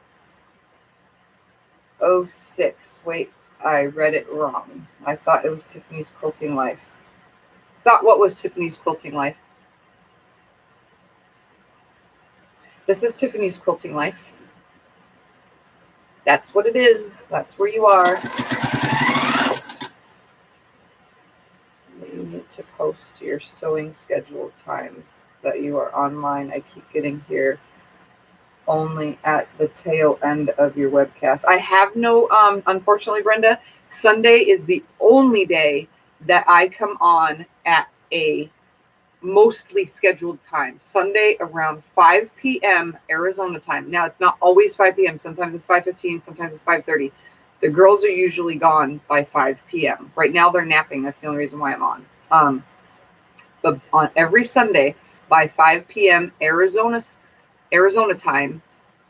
So it's 4:39 right now. If you were to think, you know, it's almost 5. Whatever time it is for you right now, think about I'll be on around 15 minutes from now. That's what I do on Sundays. Any other time that I'm live, there is no schedule. I just pop on. And it's the good part about that is I get other people every time I come on. It's not, so a lot of you work or whatever. So some of you get to catch me on my Insomniac lives, which is nighttime stuff, usually after 10 p.m. my time, which would be from anywhere from midnight till 2 or 3, 4, 5 a.m. where you guys live, as well as during the week. It could be during lunchtime, nap time. I mean, I come on at such random times, and unfortunately, because I have kids that I have to watch during the day, I can't make a schedule. So it's mostly random, and a lot of it is after 10 p.m. Anything that I do is usually Insomniac stuff, and then sometimes I come on in the mornings, but that is very rare. It's during nights that I haven't slept all night, and or if I get up early enough to get a project done that's kind of like needs to be done.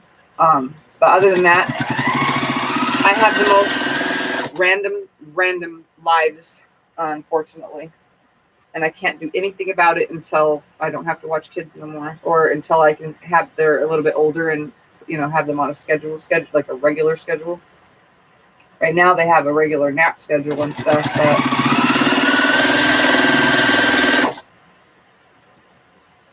hi, Amelia. Thank you. It is. It's very pretty. Very pretty. All the pinks. All the pinks possible.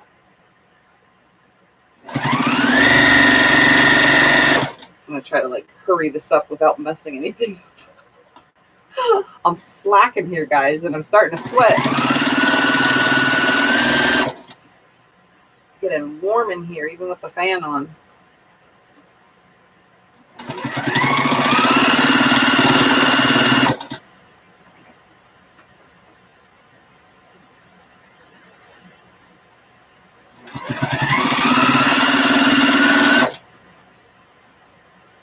Yes, I 100% prefer this top stitch. I don't know why.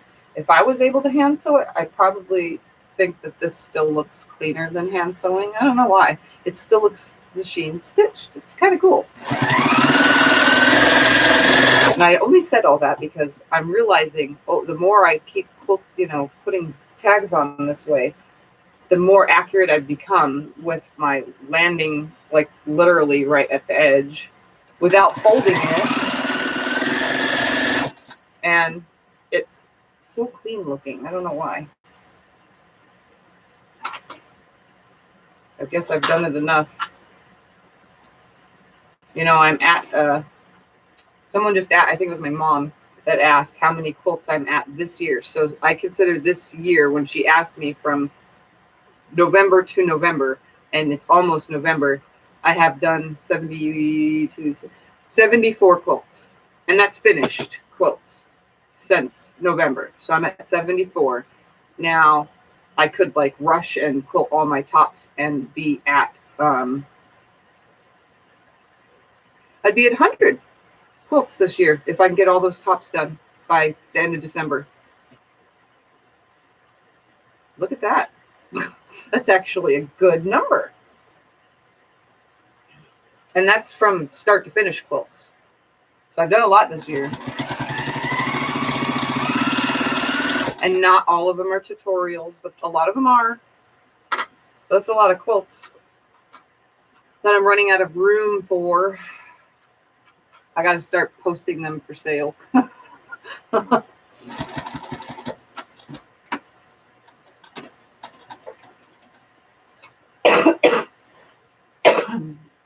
have that Facebook page to sell things that I haven't been selling them.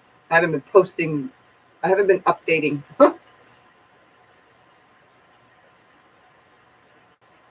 Backing for your quilt. Any tips? You're getting ready to cut backing for your quilt. Any tips would be quite welcome. What kind of quilt are you getting ready to back? Like, what kind of tips do you think you would need? Like the way to put it, or just quilting it, or just anything? Have you posted any?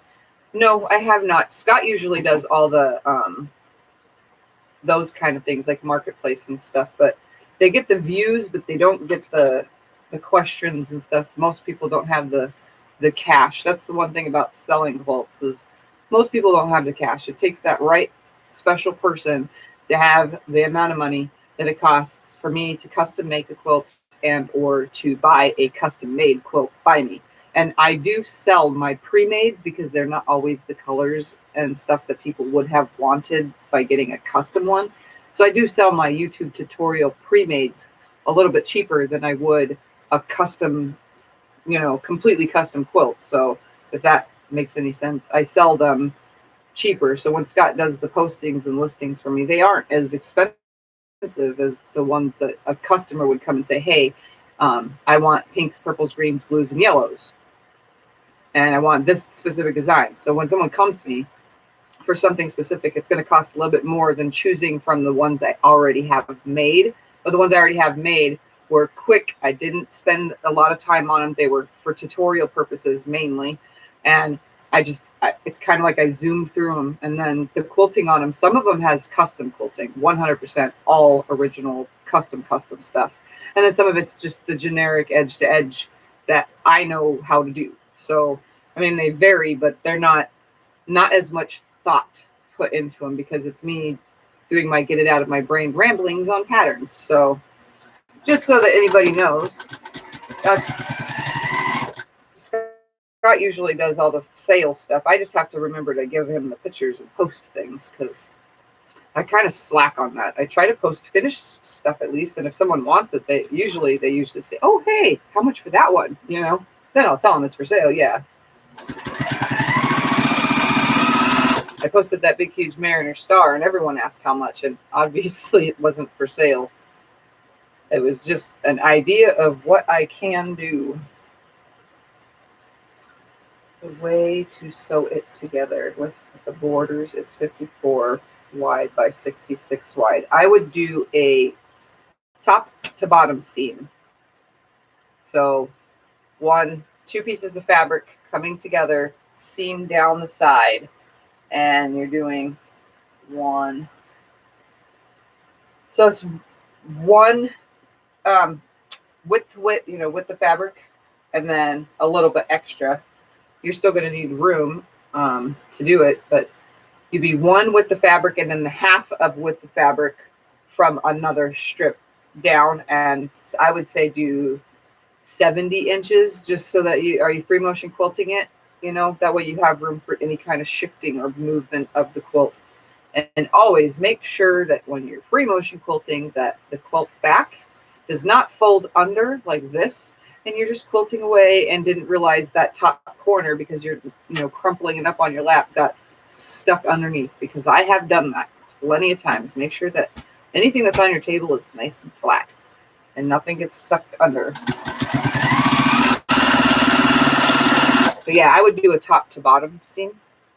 You could do side to side too, but I think the top to bottom seam would be easier. Yeah.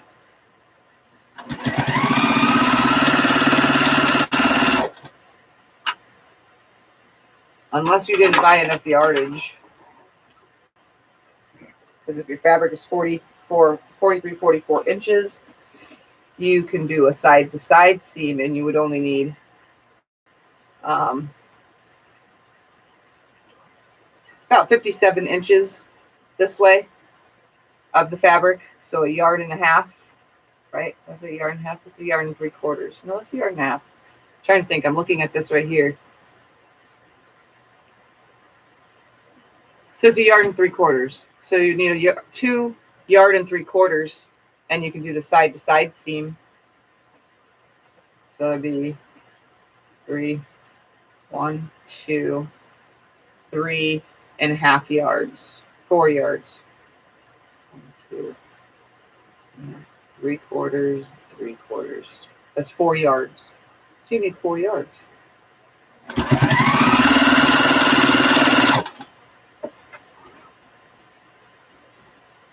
Wow, I'm really bad with math. I prefer the up and down seam though, especially for directional fabric. Is your fabric directional?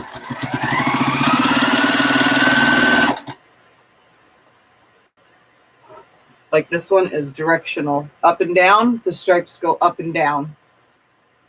If I would have put it with the stripes side to side, then it would have looked weird, I think, going down. So I put the stripes up and down with the elongate. It goes down the whole thing. So with the length of the quilt.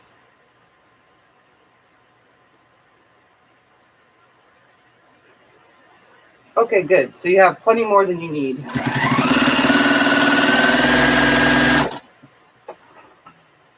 I just realized I have a little pucker in my quilting right here.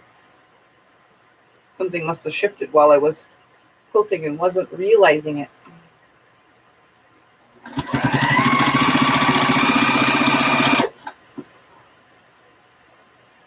I was hoping to do something new tomorrow, but it kind of looks like I'll be binding a different quilt, unless I can get that done tonight.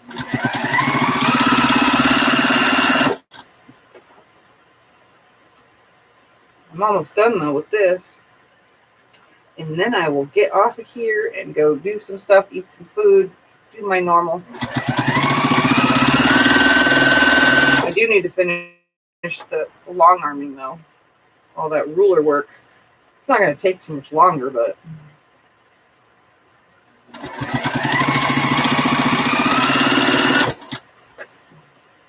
all right, I'm coming to the end right now of this one at least. It's nicely on all the way around.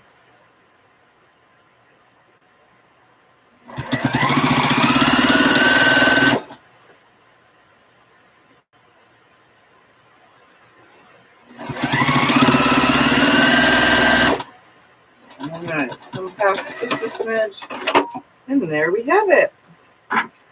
One done quilt with some.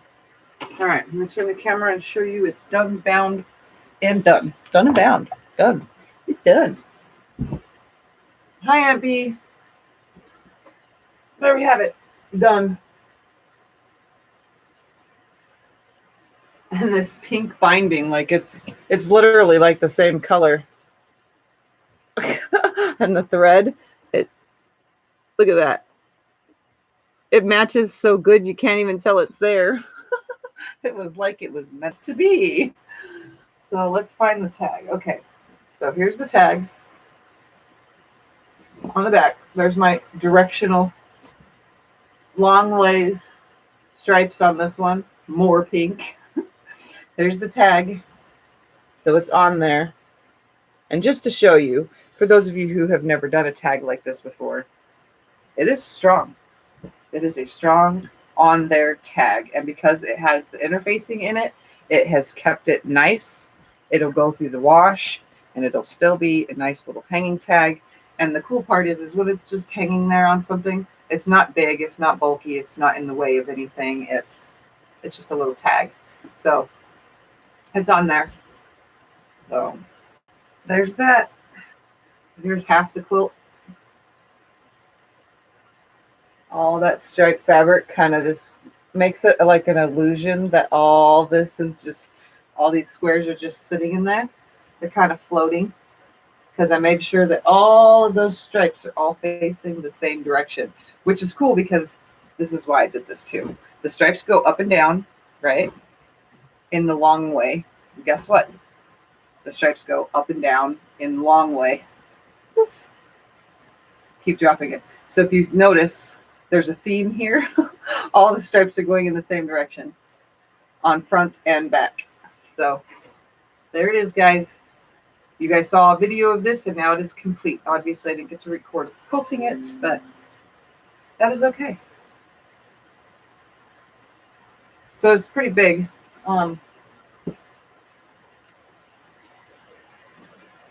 It's 58 by 74, so it's 100% lap quilt, and it will fit on a twin.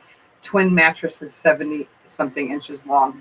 But if this sets below the pillow area, you know, sets as low as the pillow area, it will hang nicely on a twin bed. So it is definitely cute. Cute. So, all right, let's see. Hi, Suburban. Let's see who else is here. Brenda, I saw that. Teresa, if you turn it sideways, they will go the other way. Yeah, well, all the stripes sideways, this way and that way. Yes, they go whichever way you hold the quilt, but the long ways is how the stripes go throughout the whole thing. So normally I don't fold quilts this way, but I'm trying to get all these out of the way so that I can get on to the next and the next and the next. All right, so another one off list, and I'm gonna get off of here and move on to the next quilt later, which I will show you now. Elsa quilt, the Starflake Elsa quilt. It is complete. It just needs binding and its quilt tag, which is the corner tag I've been showing you guys. So move this out of the way. Ready to see this because it got a pieced back as well. Ready? Let's find it. It's twin, so it's pretty big.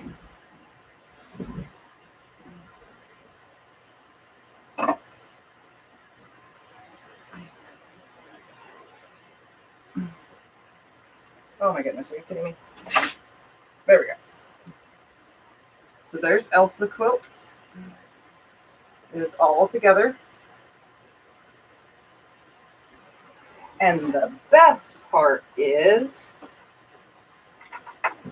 it is reversible. You guys know me and my reversible quilts.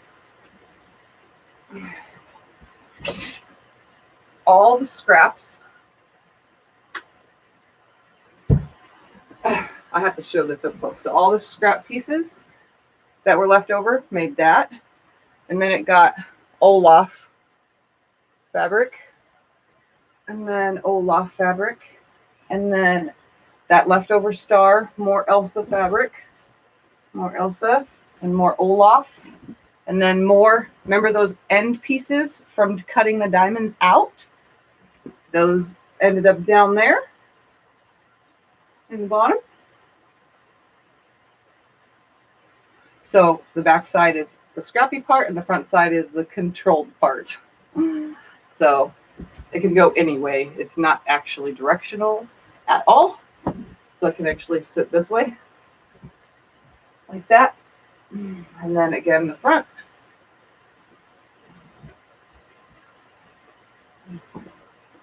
So all the pieces around it. So that back piece that I showed you with the stripe, all the leftover pieces from going around them are what made that right there. And then I used leftover white to go on both sides to create the illusion that it was like sitting in the middle. So there's that. I just need to bind it. But remember, the leftover diamonds from making these, all the leftover pieces that I had, that's going into the binding. So this quilt will have used, except for the Olaf fabric, it will have used every piece of fabric that I cut for it, if that makes any sense. So everything will get used, and then the quilting, let me bring it close so I could show you. I didn't do anything fancy. I needed to leave it a little on the little kid puppy side. So it just got an all over edge to edge, what I call lassos, but you guys know what it is. It's just swirly loops or lassos, or I don't even know what to say it is. So it's just edge to edge of that.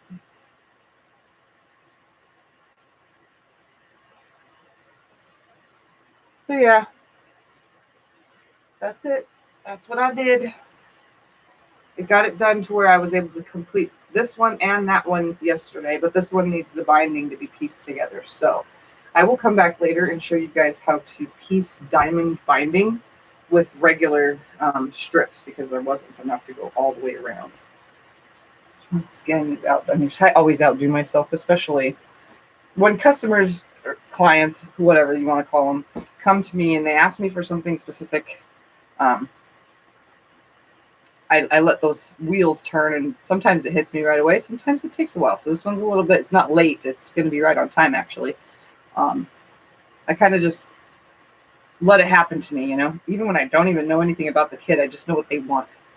And yeah, two-sided quilts is my thing. I love two-sided quilts. So yeah, they will love it. It will be cherished. And that's what that little corner tag is for. It says happy birthday to Katie, because this one's for a little girl named Katie. And then it has my name and the year and from who it's from and stuff. So yes, I always outdo myself. I have a bad habit of just going overboard. I like to please people. So it's definitely fun to have fun with the quilts. And using every piece of fabric on the one quilt that was purchased for that quilt is also a plus. I didn't have to get anything extra besides adding the Olaf fabric. And I didn't add much. I think I used 2 yards. So really, that's not much. So anyways, guys, I'm going to go when I come back, hopefully later today. If not, it's going to be a So Sunday thing for tomorrow. Hopefully I'll be able to come back later today, though, and I will do the piece binding for this.